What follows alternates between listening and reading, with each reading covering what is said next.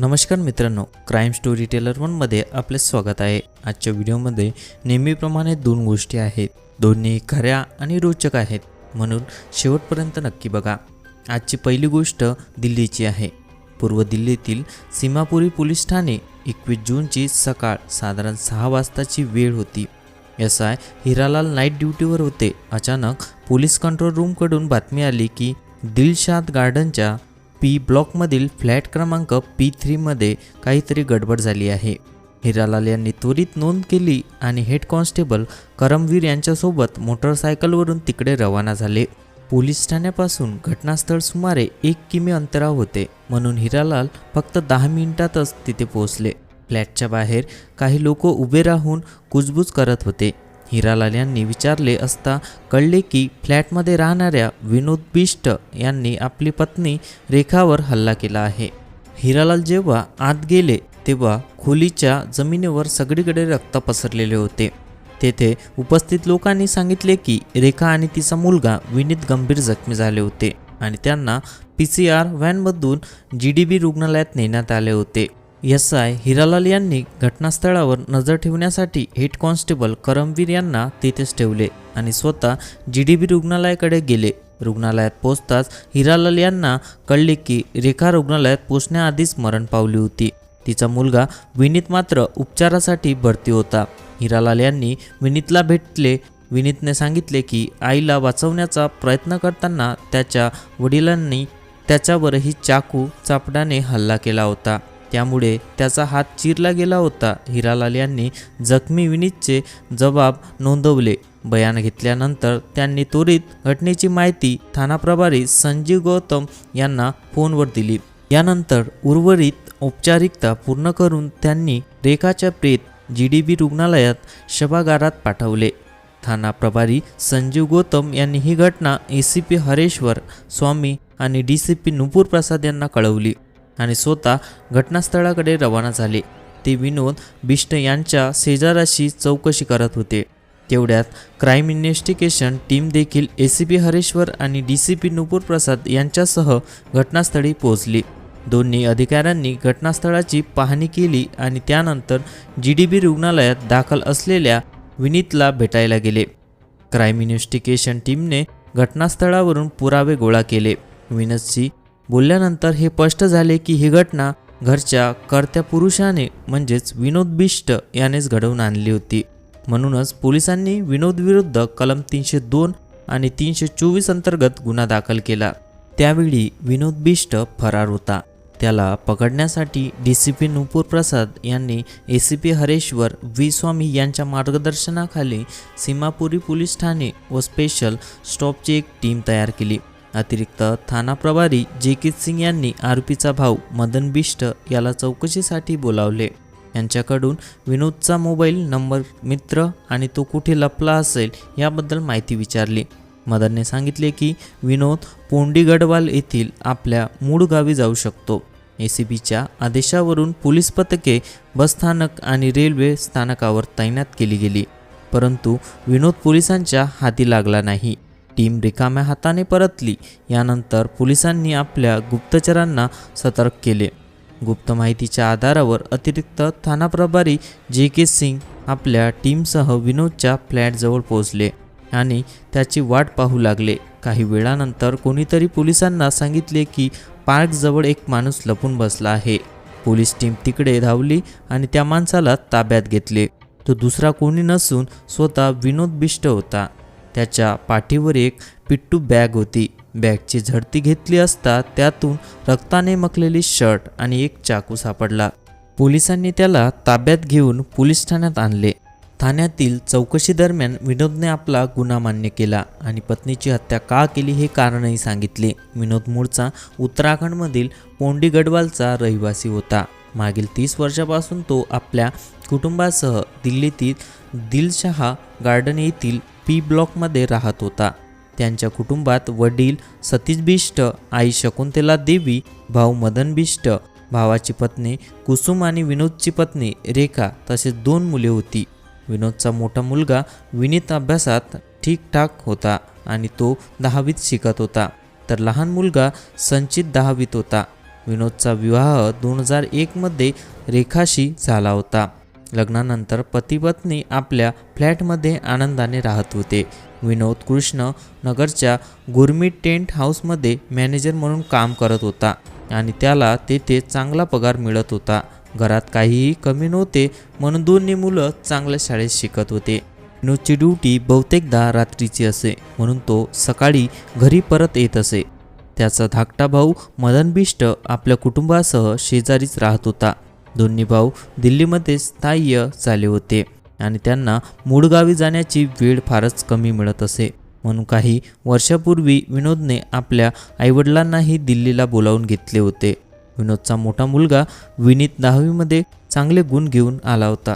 मुलाचे गुण पाहून विनोद आणि रेखा खूप खुश झाले होते आणि त्याच्या भविष्याबद्दल योजना करू लागले होते. बाहेरून बघितल्यास विनोद आणि रेखाचा संसार शांत आणि आनंदी वाटत होता, परंतु खरी गोष्ट वेगळी होती. रेखाचे वय साधारण 36 वर्ष होते, परंतु आधुनिक जीवनशैली आणि डिझायनर कपड्यामुळे ती जेमतेम 25 वर्षाची वाटत होती. ती रोज आपल्या लहान मुलाला शाळेत सोडायला जात असे. तेथे इतरही बरेच मुलाचे पालक येत असत. त्याच कॉलनीत राहणारा विकासही आपल्या मुलाला शाळेत सोडायला येत असे. त्याला रेखा खूप आवडत होती आणि तो तिला लपून छपून पाहत असे.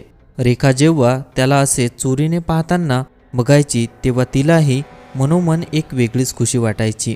विकास दिसायला देखणा होता आणि स्वतःची काळजी घेत असे. सुरुवातीला रेखाने त्याच्याकडे विशेष लक्ष दिले नाही, पण हळूहळू तिचे मनही बदलू लागले. विकासचे लक्ष आणि त्याची इच्छा रेखाला भावू लागली. आता तीही त्याच्याकडे चोरून पाहू लागली. नंतर दोघांच्या गप्पा सुरू झाल्या आणि तिथूनच नातं पुढे सरकलं. फोनवर बोलणे, भेटणे आणि एकत्र वेळ घालवणे वाढत गेले. रेखाला जेव्हा एकटेपणा वाटे तेव्हा ती विकासशी बोलून हलकी होत असे, परंतु त्याचा परिणाम असा झाला की तिने आपल्या पती विनोदकडे लक्ष देणं कमी केले.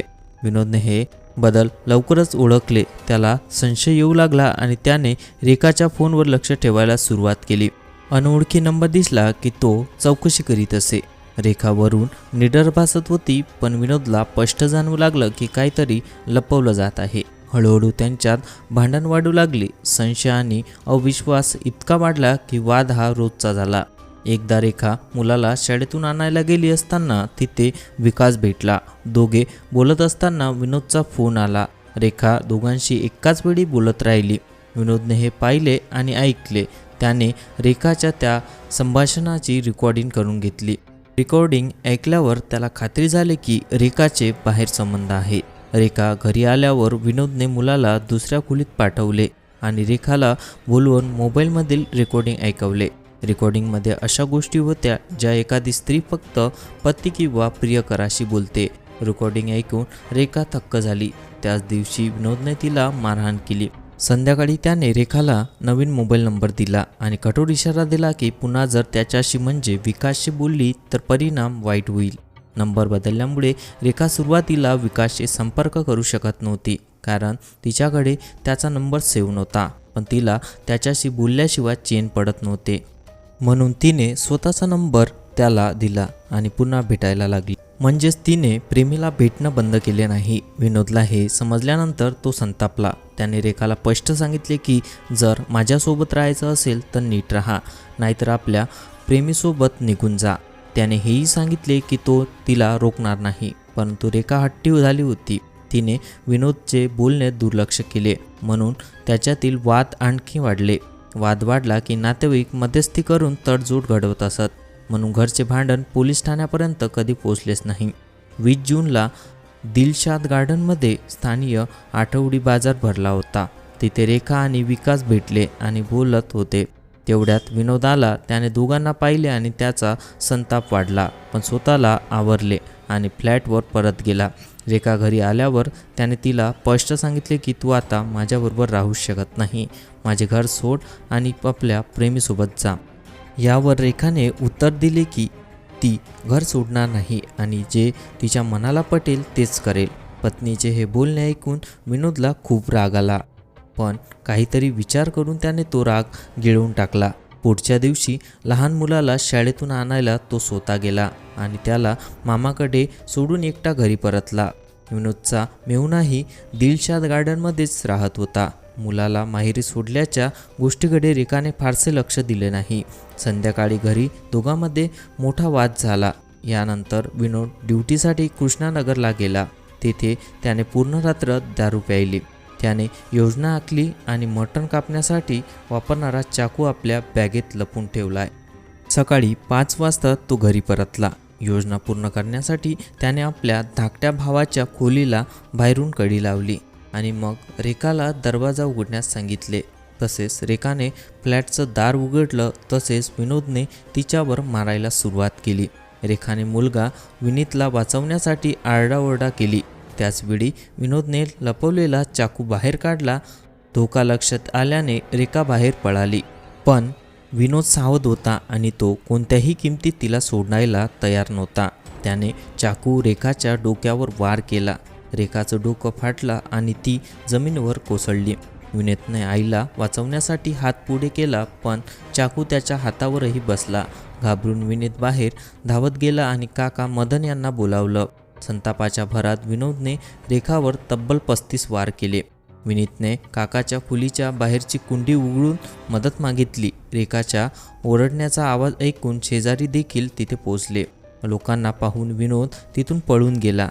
आनंद विहाराजवळच्या एका सुनसान सार्वजनिक शौचालयात विनोदने रक्ताने माखलेले शर्ट बदलून बॅगेत ठेवला. दिवसभर त्याने कोशाबीमध्ये वेळ घालवला. पण संध्याकाळी जखमी मुलगा विनीतची काळजी वाटल्याने तो त्याच्या अवस्थेबद्दल जाणून घेण्यासाठी फ्लॅटकडे परतू लागला. विनोद कपडे व रोकड घेऊन पोंडी गढवालला पळून जाण्याचा बेत आखत होता. पण अतिरिक्त ठाणा प्रमुख जे.के. सिंग यांच्या टीमने त्याला फ्लॅटवर पोहोचण्याआधीच अटक केली. 22 जून 2017 रोजी विनोदने स्वतःच्या पत्नीची हत्या केली होती. त्याला न्यायालयात हजर करण्यात आलं. न्यायालयाने त्याला न्यायालयीन कोठडीत पाठवलं. रेखाच्या वागणुकीमुळे एक आनंदी कुटुंब उद्ध्वस्त झालं. जर व्हिडिओ आवडला असेल तर लाईक करा, मित्रांबरोबर शेअर करा आणि आमच्या क्राईम स्टोरी टेलर 1 या चॅनलला सबस्क्राईब करायला विसरू नका. पुन्हा भेटूया अशाच एका सत्यकथेच्या प्रवासात. तोवर सुरक्षित राहा, सावध राहा. मंडळी, हा होता एक धक्कादायक क्राईम. अशाच खऱ्या घटना पाहण्यासाठी चॅनलला सबस्क्राईब करा. धन्यवाद.